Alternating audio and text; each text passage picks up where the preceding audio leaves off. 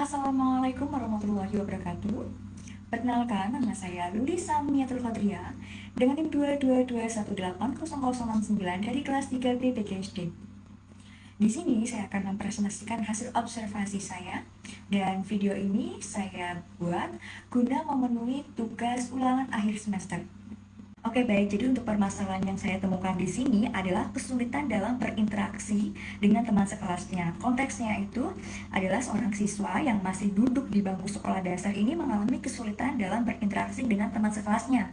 Terlihat lebih canggung dan kurang nyaman ketika ia berada di dalam kelas dan jarang banget berpartisipasi dalam kegiatan sosial di kelas dan terlihat lebih suka menyendiri, untuk inputnya, pada kasus ini siswa mengalami kesulitan berinteraksi dengan teman sekelas, terlihat canggung, minim partisipasi dalam kegiatan sosial di kelas, dan kesulitan membentuk hubungan positif. Ini biasanya disebabkan oleh beberapa faktor ya. Yang pertama ada ketidaknyamanan sosial. Ini biasanya siswa merasa tidak percaya diri ya, atau takut dengan penilaian orang lain. Yang kedua ada ketidakmampuan membangun hubungan. Biasanya ini terjadi pada siswa yang mengalami kesulitan dalam memahami norma-norma sosial dan cara membangun hubungan yang sehat dengan teman sekelasnya. Yang ketiga ada pengaruh lingkungan keluarga. Pengalaman sosial di rumah atau kurangnya dukungan dari lingkungan keluarga juga dapat mempengaruhi kemampuan siswa dalam berinteraksi dengan teman sekelasnya.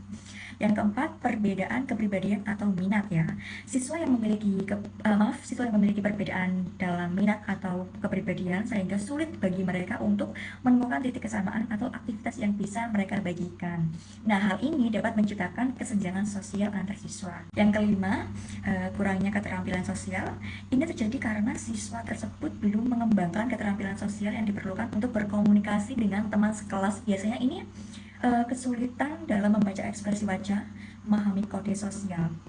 Yang keenam ada pengalaman bullying atau pelecehan. Siswa yang mengalami bullying ya, mungkin mengalami dari orang-orang sekitar, itu sangat sulit untuk membangun hubungan positif. Nah, untuk mengatasi kasus ini ya, kita bisa melakukan satu observasi dan evaluasi. Jadi kita perlu mengamati perilaku siswa secara cermat dan mendeteksi pola interaksi siswa di situasi pemicu ketidaknyamanannya. Yang kedua, kita bisa melakukan komunikasi terbuka. Nah, di sini kita berbicara dengan siswa secara terbuka untuk memahami perspektif dan perasaannya terkait kesulitan berinteraksi. Yang ketiga, melibatkan orang tua.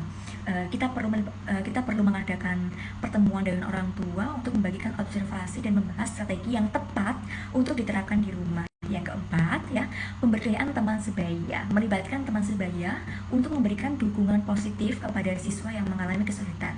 Untuk prosesnya, di dalam kasus ini ternyata siswa tersebut pernah mengalami bullying ya.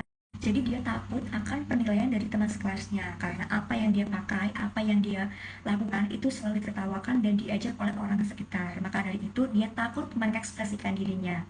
Seharusnya siswa tersebut berani mencoba mengembangkan keterampilan sosialnya dan untuk produknya, dengan adanya bimbingan konseling di sekolah, siswa dapat dibantu mengembangkan keterampilan sosial yang diperlukan untuk berinteraksi dengan teman sekelasnya secara positif, seperti kemampuan berkomunikasi, kerjasama, dan penyelesaian konflik. Selain itu, dengan adanya bimbingan konseling, ini dapat mendorong pencegahan bullying dengan meningkatkan kesadaran siswa tentang dampak perilaku mereka terhadap orang lain dan membentuk lingkungan sekolah yang lebih inklusif dan lebih aman. Kita lanjut ke outcome. Bimbingan konseling yang diadakan di sekolah berhasil dalam membantu siswa mengatasi kesulitan berinteraksi dengan teman sekelas dan menciptakan perubahan positif dalam perkembangan sosial mereka. Nah, untuk kesimpulannya, siswa yang mengalami kesulitan interaksi dengan teman sekelasnya, minim partisipasi dalam kegiatan sosial, dan kesulitan membentuk hubungan positif ini disebabkan oleh beberapa faktor ya. Yang pertama itu ada lingkungan keluarga, perbedaan kepribadian, dan mengalami bullying. Dalam proses penanganan ini ditemukan bahwa siswa mengalami trauma dari bullying dan ini menciptakan ketakutan terhadap penilaian teman sekelasnya.